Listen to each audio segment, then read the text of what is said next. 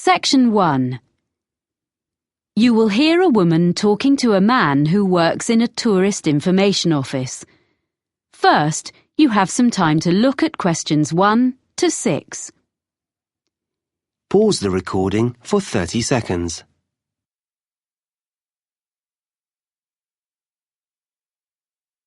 You will see that there is an example that has been done for you. On this occasion only, the conversation relating to this will be played first. Good morning. Can I help you? I hope so. I have a friend in Spain, and her 2 daughters are coming to the city to study for a month. So I thought the Tourist Information Center was the best place to ask about hostels. Can you recommend any? Of course. I usually suggest one of the Hosteling International places. HI West End is a big hostel in a residential area, but it's only 10 minutes from downtown if you take a bus. It's really popular. The journey time is by bus, so bus has been written in the space. Now we shall begin. You should answer the questions as you listen, because you will not hear the recording a second time. Listen carefully and answer questions 1 to 6. Good morning. Can I help you? I hope so. I have a friend in Spain, and her 2 daughters are coming to the city to study for a month. So I thought the Tourist Information Center was the best place to ask about hostels. Can you recommend any? Of course. I usually suggest one of the Hosteling International places. HI West End is a big hostel in a residential area, but it's only 10 minutes from downtown if you take a bus. It's really popular. Okay, sounds good. I need to know how much it costs. The girls want a double room to themselves. They don't want to share with other people. That makes it more expensive.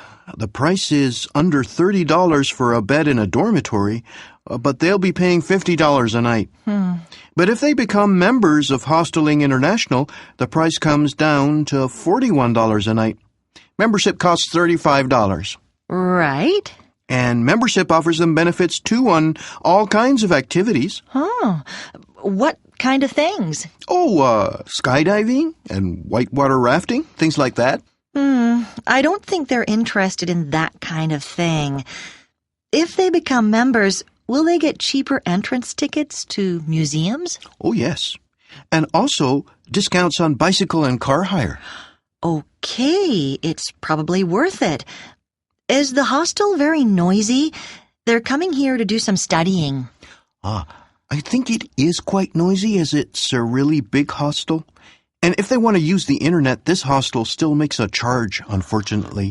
It's $1 for 15 minutes and $3 for an hour. It might not be ideal for them. What else can you recommend? Is there anything in a quiet area? There's Elliscote Hostel.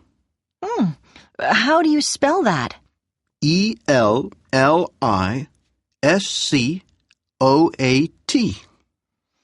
I've never heard that name before. And where is that? It's on the beach looking over the bay. Here, look on the map.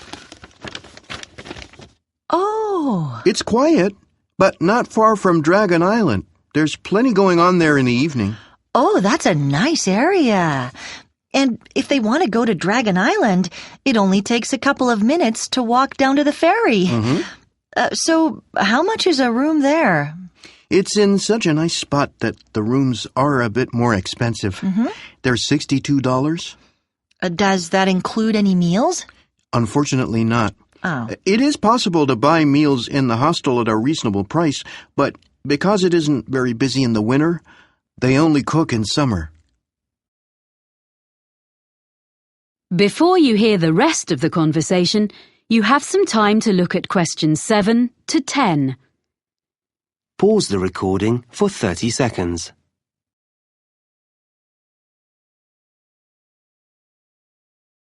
Now listen and answer questions 7 to 10. Oh, Oh, I think I know the place you mean. It's an old building, isn't it? Yes, it's well known as it's one of the oldest in the city. There's been a hotel there since 1887 when it was first built. It was turned into a hostel in 1985, and they've invested a lot of money restoring it inside. They'd like that. But I'm just looking on the map at where their college is. It's right in the center. It is a bit far for them from there. The hostel actually has scooters for hire at a very good price, so they could do that. It would be quicker than cycling or walking to the center. It is a bit expensive, but it sounds like the best one so far, unless there's something a bit cheaper. Okay, what about the Backpackers Hostel? That's not so expensive. It's in a side street in the entertainment district. They wouldn't need to go far to find everything they want. They could walk everywhere. And it's very reasonable. Only $45 and another $5 if they want to have breakfast. But what about other meals? There's no cafe, but on each floor in this hostel, there's a kitchen for residents to cook in. Oh. I'm not sure how well equipped they are, but it should be fine for basic meals. Well, that's really very helpful. I'll pass all this information on now. Do ask your friends to ring me if they need to know anything else. I will. Thank you. That is the end of section 1. You now have half a minute to check your answers. Section 2. You will hear an audio guide to a public library. First, you have some time to look at questions 11 to 15. Pause the recording for 30 seconds.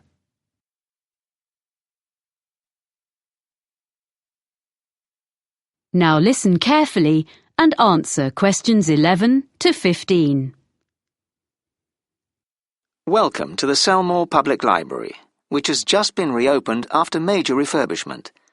This tour will introduce you to the building and its services. At any time you can stop the tour. We enter by the cafe, and our tour begins at the issue desk.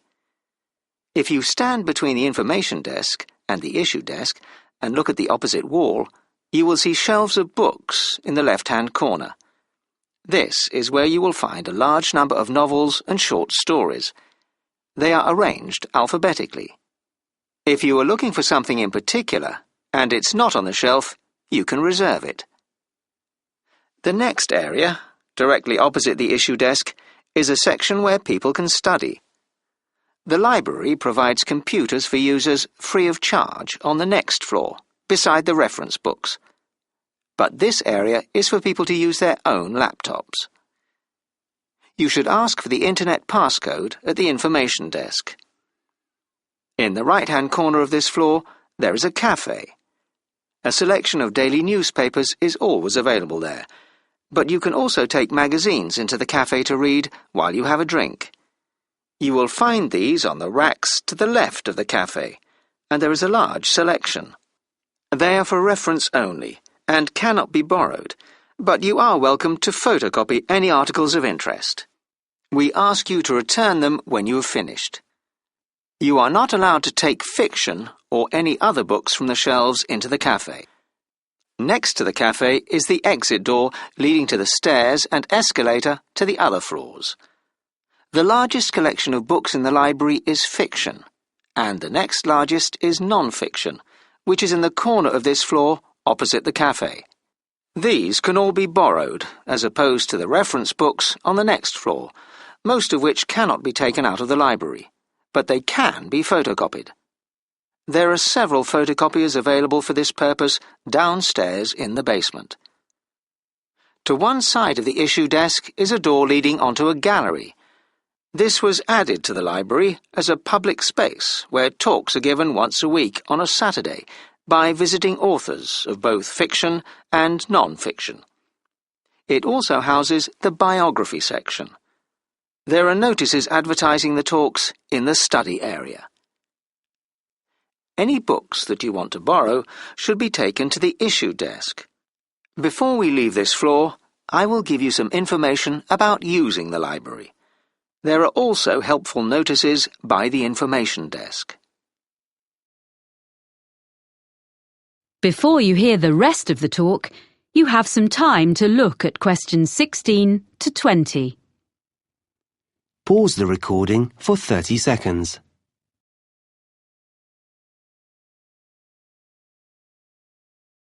Now listen and answer questions 16 to 20. To join the library and take books out, you need a membership card. Take your passport or identity card, as well as proof of your home address, to the information desk and you will be issued with a card. After a period of 2 years, all readers are required to go to the desk with a document that has their name and current address on it, so the library can keep up-to-date records of where people are living. There's no need to show a passport again, and there is no charge for this, but any lost cards are charged at £5. If you can't find the book you want on the shelves, you can reserve it. If it's in another library in the city, we can usually get it for you within a week. If someone else has borrowed it, it can take a few weeks. Either way, we notify you by phone or email when the item is available to be picked up. We will hold it for you for 5 days. Books can be borrowed for 14 days and can be renewed for a further 2 weeks. Children's books also have a 2-week borrowing period. The same system exists for CD-ROMs and CDs, but DVDs, both children's and adults, can only be borrowed for up to 7 days. It isn't possible to renew them. Some reference books can be borrowed, but normally only for 1 day, so 24 hours. The library opening hours have been changed slightly. Instead of opening late on Wednesday evenings till 8 p.m, we will be closing at 6, as on other weekdays. But we will close at 7 instead of 5:30 on Saturdays and, a new development, we are going to open on Sunday mornings from next month 9 to 1. We are closed on public holidays and notices are posted in the library about these. Before you go upstairs, please note that if you're going to the exhibition area on the 3rd floor, large bags are not allowed. There are lockers beside the reference area on the 2nd floor where you can deposit them. If you need change, you can get that from the information desk on the 1st floor. Now press pause and proceed to the 2nd floor. When you reach the top of the stairs, press play. That is the end of section 2. You now have half a minute to check your answers. Section 3. You will hear a university tutor talking to 2 students about a presentation they have made in a recent botany seminar. First, you have some time to look at questions 21 to 25. Pause the recording for 30 seconds.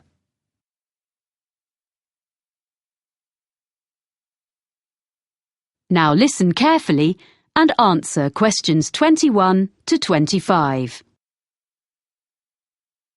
Well, Anita and Lee, that was an interesting presentation you made about John Chapman. Thanks. There are a few points I'd like to run through before you write it up. One thing, which you didn't explain, was why you decided to do a presentation on this man who spread apple varieties across the US.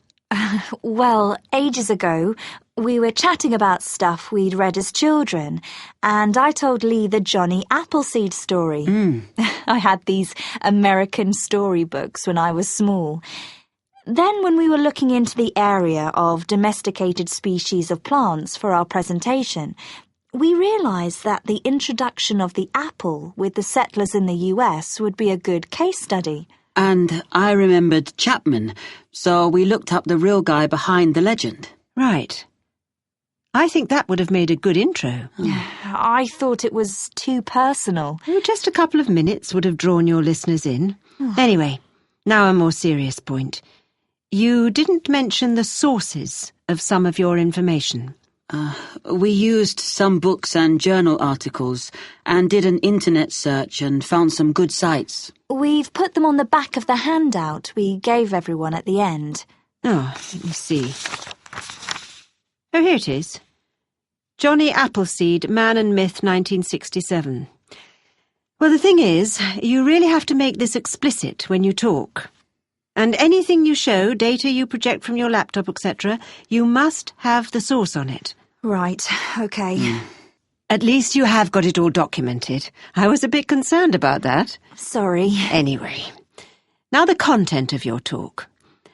What your listeners wanted to understand was whether there were apples in the US before the Europeans started to live there. Well, you told us the early settlers had brought young apple trees, but that few of them had thrived because the climate was harsh. But what about native species? I don't think you were very clear about species already there. According to what I've read, there were some crab apples, but that was all.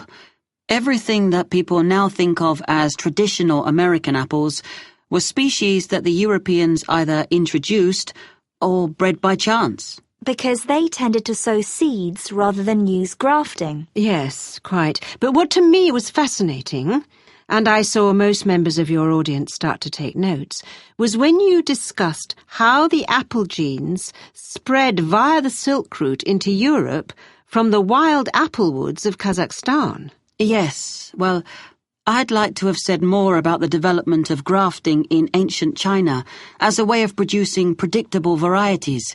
It was so early in history.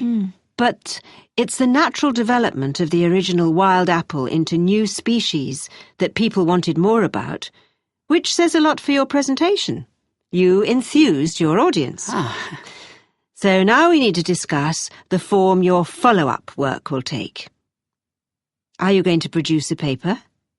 Or are you thinking of putting it all up on the department website? I felt we could do both, and we could do a poster of some of the data. But Lee wasn't sure. No, I think it would be enough to use the website. We can offer a link to our email for queries. That would save time and trees. I think Lee's right. A poster would be nice, but it'd take too much time. Okay. Before you hear the rest of the conversation, you have some time to look at questions 26 to 30. Pause the recording for 30 seconds.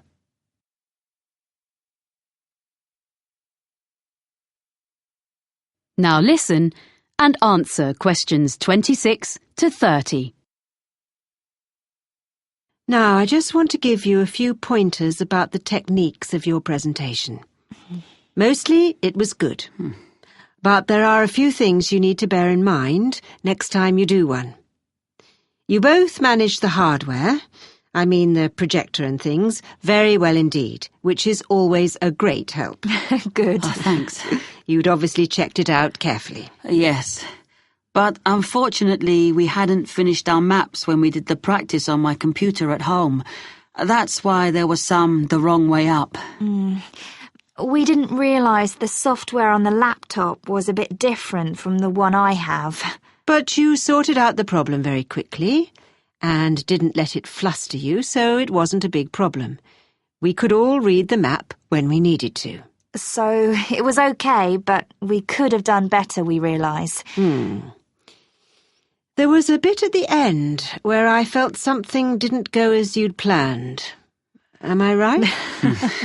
We had a few maps which we ended up leaving out because we needed to get on to our conclusions. Yes, it took longer to explain the technical aspects of grafting than we'd expected. So, sticking to the time limit for each part of our presentation is something we didn't manage at all.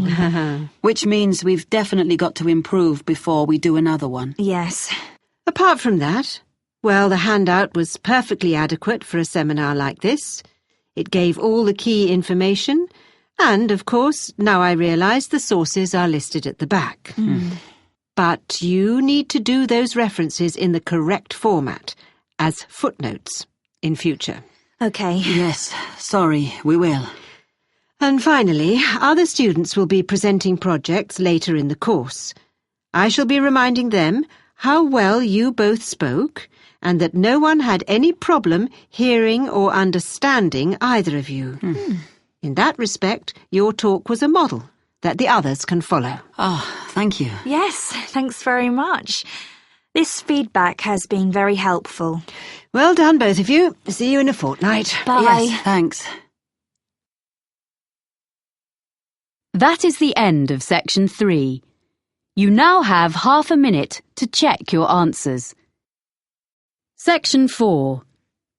You will hear a lecturer describing some investigations into the sense of taste. First, you have some time to look at questions 31 to 40. Pause the recording for 1 minute.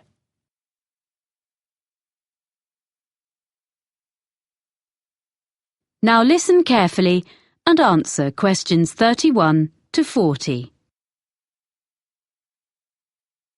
This morning, I'm going to describe for you a few of the kinds of experiments that have been used to investigate the sense of taste, which is now recognised as being a far more complex and important area of neurological science than was previously believed by most people. The results of some of these experiments can be quite fun, and I shall suggest that you may want to choose one or two to try out in groups before having a go at designing a new experimental procedure of your own and trying to pinpoint the cause of your findings. The first one concerns a marketing exercise by a soft drinks company. The green colour of some cans was altered by the addition of yellow, so they were a brighter green. Then, test subjects were asked what they thought about the flavour of the drink in the new style cans, and they stated that there was more lime in the drink if it was in the ones with the new colour. Now, this was because the brain picks up cues from the way the product is presented, as well as the product itself, which trigger taste sensations. Before food was packaged, humans used colour to gauge the ripeness of fruit, for example. Next, there's the old problem with chewing gum. Everyone knows that after a few minutes chewing, it loses its minty flavour. However, if you ask people to chew up to the point where it becomes tasteless, and then ask them to eat a little sugar and continue chewing, to most people's surprise, what happens is that the original mintiness actually returns, because it is the sweetness which is needed to make the mintiness perceptible. So, combinations of flavours can be significant, as the brain needs one of them in order to recognise the other. Another experiment demonstrates something we've all done. Drink half a fizzy drink straight from the fridge and then leave it at room temperature for a while. Take a sip and you may well decide you don't like it. The warm drink is too sweet to be refreshing. So, put the rest back in the fridge until it's chilled again. Now try it. Much better. Of course, the sweetness doesn't change. It is our perception, because how sweet it tastes depends on the temperature. The extent to which the drink is sweetened is less evident if the drink has been cooled. Another interesting result has been derived from experiments with sound. One of these involved eating crisps. Subjects were put into soundproof rooms and given batches of crisps to eat. As they ate, the sound of crunching which they made as they ate the crisps was played back to them. This was adjusted so that they sometimes heard the crunching as louder, or at other times more high-frequency sounds were audible in the sound feedback that accompanied their eating. Fascinatingly, if the sound level was louder or higher frequency, they reported that the crisps were actually fresher. Of course, the crisps were in fact the same every time. So, it was clear that the level and quality of what they were hearing was influencing their taste perceptions. So, we've looked briefly at colour, at complementary flavours, at temperature and sound. It seems that all the senses are working together here. But what about the sense of touch? A number of experiments have been done in this area. If you take, for instance, cheese sauce and prepare different versions, some thicker and some thinner, but without any alteration in the strength of flavour, what do you think the subjects perceive? Yep. If the sauce is thicker, they'll say the cheesy flavour is less strong. It was clear that the thing that was influencing the subject's judgment about the flavour of the sauces was the texture of each one. Now, this result is important for dietitians as well as marketing executives. Lastly, another variation on the two flavours theme. This concerns the capacity of the brain for bridging a sensory gap. The subjects in this experiment stuck out their tongues so that the testers could drip two liquids onto them simultaneously, one strawberry flavoured and one sugar flavoured. The testers then took away each flavour in turn. When the sweetness was taken away, the subjects reported they could hardly taste anything. But they continued to think they could taste strawberry even after it was taken away. So that taste gap was filled. Well, that's just a quick look at some of the examples in the current literature. The references will be in the handouts you'll get at the end of the session. Now, let's see about trying a few of them for ourselves. That is the end of section 4. You now have half a minute to check your answers.